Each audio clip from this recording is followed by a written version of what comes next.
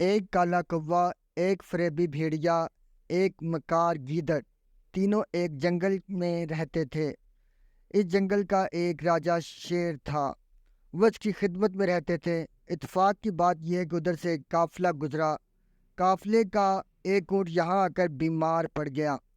قافلے والوں نے بیمار اونٹ کو وہیں چھوڑ دیا اور آگے چلے گئے۔ اونٹ کچھ دنوں بعد اچھا بھلا ہو گیا، بلکہ ہری بھری گھاس کھا کر خوب موٹا تازہ ہو گیا۔ ایک دن جنگل کے راجا کی سواری اس طرف سے گزری۔ اونٹ بہت گھبرایا۔ اس نے خیر اسی میں دیکھی کہ شیر کے سامنے جا کر سر جھکا دیا۔ شیر نے گرج کر کہا، تمہاری یہ ہمت کیسے ہوئی کہ اونٹ کی طرح منہ اٹھائے میرے ملک میں آ گئے؟ اونٹ نے اپنی کہانی سنائی اور سر جھکا کر کہا، حضور، میں آپ کے رحم و کرم پر ہوں، چاہو تو مار دو اور چاہو تو جلا دو۔ شیر نے اونٹ کو تابع داری پر آمادہ دیکھا تو اسے معاف کر دیا، پھر اسے اپنے خدمت گاروں میں شامل کر لیا۔ کوے، بھیڑیے اور گدڑ کے ساتھ ساتھ اونٹ بھی شیر کی خدمت کرنے لگا۔ اس نے شیر کی ایسی خدمت کی کہ شیر نے اس کے عہدے میں ترقی کر دی۔ اس پر کوا، بھیڑیا اور گیدڑ تینوں بہت جلے۔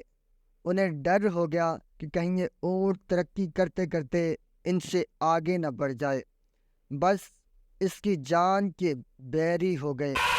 ایک دفعہ کیا ہوا کہ شیر کی ایک ہاتھی کے ساتھ لڑائی ہو گئی۔ شیر زخمی ہو گیا، اس قابل نہ رہا کہ شکار پر جائے۔ وہ شکار مار کر لاتا تھا تو ان میں سے بھیڑیے، گیدڑ، کوے اور اونٹ کو بھی حصہ ملتا تھا۔ اسی طرح ان کا پیٹ پلتا تھا۔ اب وہ بھوکے مرنے لگے۔ شیر نے کہا، میرے پیارو، میں خود تو بھوکا رہ سکتا ہوں، تمہیں بھوکا نہیں دیکھ سکتا، مگر کیا کروں، آج کل طبیعت اچھی نہیں، لمبی مار پر نہیں جا سکتا۔ ہاں، اگر آس پاس کوئی شکار ہو تو مجھے بتاؤ۔ کوا، بھیڑیا اور گیدڑ تینوں ہی اپنی اپنی جگہ فتنہ تھے۔ انہوں نے آنکھوں میں ایک دوسرے کو دیکھا اور اشاروں میں طے کر لیا۔ کوا بولا، حضور، یہ جو اونٹ ہے کہیں باہر سے آ گیا ہے اور مفت کی روٹیاں توڑ رہا ہے۔ آپ کا نمک کھا کھا کر موٹا ہو گیا ہے، یہ کس دن کام آئے گا؟ شیر نے اس بات پر کوے کو بہت ڈانٹا اور کہا، اونٹ ہمارے وفاداروں میں سے ہے، شیر اگر اپنے وفاداروں کا شکار کرنے لگے تو وہ شیر نہیں رہتا۔ کوا چپ ہو گیا۔ پھر انہوں نے الگ جا کر ایک ترغیب سوچ کر شیر کی خدمت میں حاضر ہوئے۔ اونٹ کو بھی یہ کہہ کر ساتھ لائے کہ چلو، حضور کی طبیعت آج زیادہ خراب ہے، ان کی مزاج پرسی کرائیں۔ کوا ہاتھ جوڑ کر بولا، حضور، میں نے عمر بھر آپ کا نمک کھایا ہے، آج کل آپ کی صحت یہ اجازت نہیں دیتی کہ آپ شکار کے لیے نکلیں۔ میں چاہتا ہوں کچھ نمک کا حق ادا کروں، میری جان حاضر ہے، مجھے کھائیے اور پیڑ کی آگ بجھائیے۔ گدڑ فوراً آگے بڑھا، اے کوے، تیرا جسہ ہی کتنا ہے، حضور کا ایک لقمہ بھی نہیں بنے گا، تیری بجائے میں اپنے آپ کو پیش کرتا ہوں، میں چاہتا ہوں کہ حضور کے دسترخوان کی زینت بنو۔